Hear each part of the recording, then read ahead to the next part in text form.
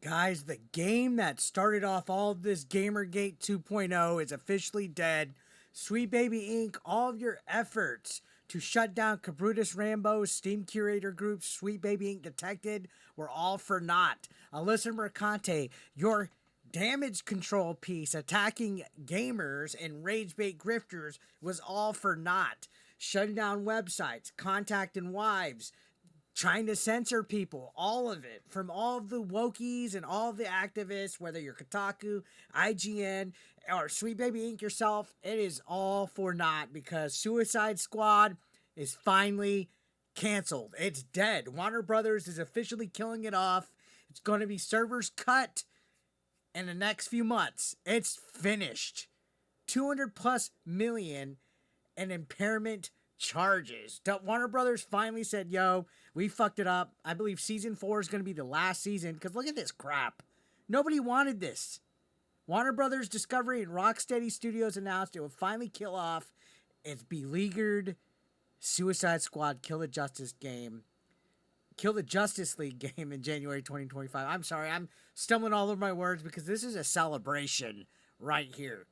All right, this game sucks ass. It just recently went on sale, like on Steam, for like $5. Imagine having a Steam sale like a week or two ago around Thanksgiving, and now this game's not going to be supported as of January. So they posted a blog with details about the 4th season, saying Deathstroke's joining the roster. Right, finally we get something we want in the game. Not a Mrs. Freeze, not any of this other woke, ugly character designs or anything like that. We finally get Deathstroke, but it's way too little too late.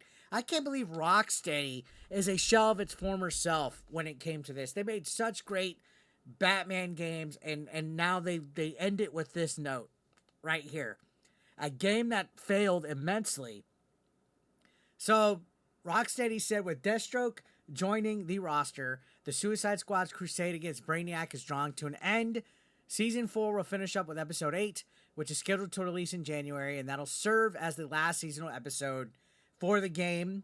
While Season 4 Episode 8 will mark the final battle against Brainiac, all online features will continue to be available, so you'll still be able to enjoy co-op with friends, as well as all previous seasonal episodic content. You also have the option to play the game via the new offline mode, which allows access to the main story campaign and all post-launch seasonal gameplay content without an internet connection. Now, yeah, okay, they're going to be leaving online services up, but for how long? Let's be completely honest. By summer, offline will be the only way to play this game. You won't have any kind of servers. Sure, they're leaving them on right now, but this player base is not sustainable. It's not going to make any money. Nobody's going to go and play this game. It's dead. It is dead, guys. This is just cope. All right? This is going the way of Concord. This is going the way of all these other games that fizzle out because they'd rather worry about DEI instead of making an actual good game that people want. And now that Deathstroke's out, it's an immense failure. So it says the game's cancellation is no surprise. The game only achieved an all-time peak concurrent player count of just 13,459 players when it released at the beginning of February. So this hasn't even been out a full year. A full year yet, and it's already closed. The game's players quickly abandoned the game, with the game having 24 hours peaks of less than 200 players throughout November. So you can see good fucking flatlined completely to a fucking ridiculous, embarrassing amounts. And remember, again, Sweet Baby Inc. caused so much drama over this game. Sweet Baby Inc. tried to cancel so many people over this. So many activists ran damage control for this. So many activists just became whacktivists. That's what it is. Woke activists. Whacktivists. They just ran so much cover for this, and all for naught. It's done. This is the biggest win that us rage bait grifters are getting now. I'm celebrating this. So it says on top of the game's player counts being abysmally low, Warner Brothers Discovery also admitted it took out a $200 million impairment charge on the game. Yikes. The company's chief financial officer, Gunnar Windenfels, revealed during the company's first quarter earnings results webcast that starting with studios, the $400 million plus year-over-year decline during quarter one was primarily due to the very tough comp we faced in games against the success of Hogwarts Legacy last year in the first quarter, in conjunction with the disappointing Suicide Squad release this past quarter. which we impaired, leading to a $200 million impact to EBITDA during the first quarter.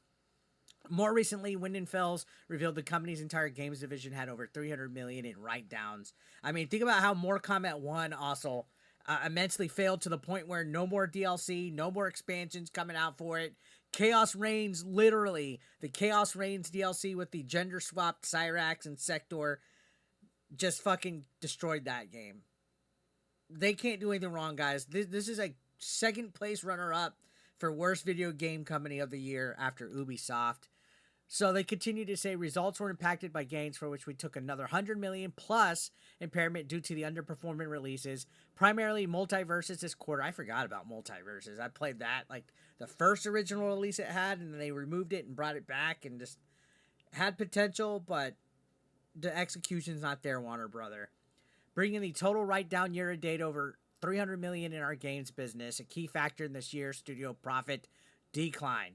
Instead of supporting Hogwarts Legacy with a good expansion, story, DLC, they'd rather waste their time making crap Mrs. Freeze, crap video games, butting up with Sweet Baby Inc., who literally was the nail in the coffin for this.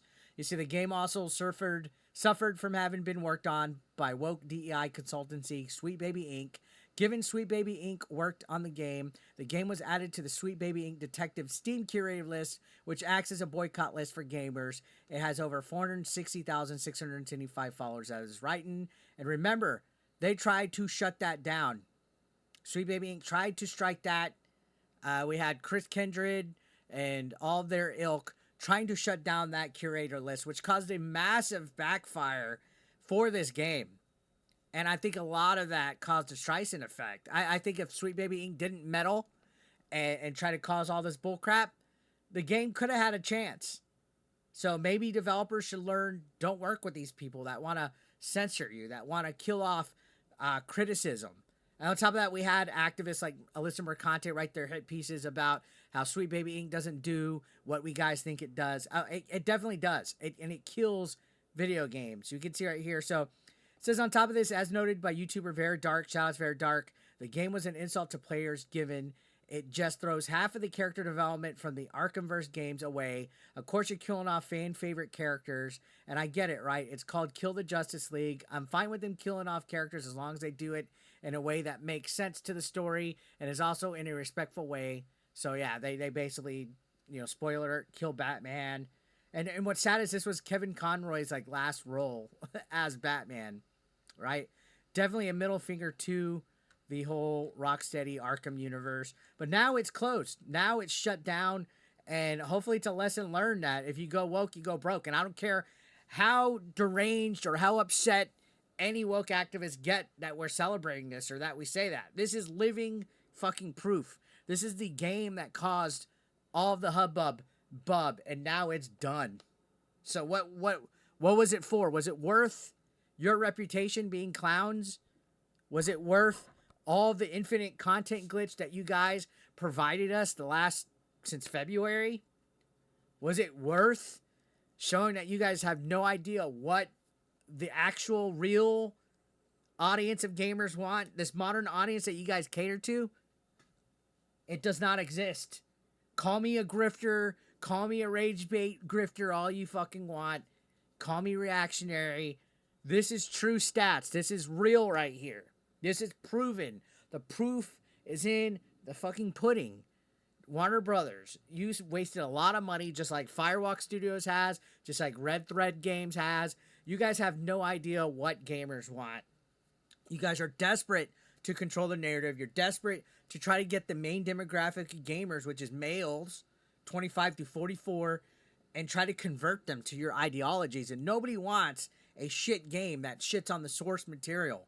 That's why you failed, and I don't think you guys are going to learn your lesson from this at all. Warner Brothers Games is just toast right now. Mortal Kombat, Multiverses, Suicide Squad, all fucking failures. The only hit they had was Harry Potter. And even then, it seemed like they couldn't get behind it because they're worried about rocking the boat and pissing off the Wookiees because of J.K. Rowling, right? So, this is great. I'm clapping this. This is great. It's dying January. So what are your guys' thoughts? Let me know in the comment section down below. Subscribe if you're brand new. We're on the road to 94,000 subscribers. We're juggling in the same place right now. It's kind of stagnated, but I definitely would appreciate if you guys help grow the nation right here, right now. Thank you for watching. Take care.